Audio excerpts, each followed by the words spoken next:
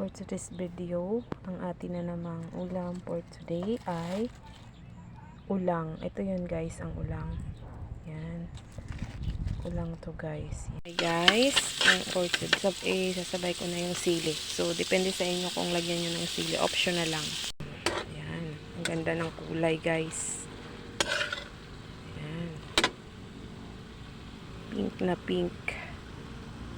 Hinaluan ko lang siya guys ng sitaw. Ayan.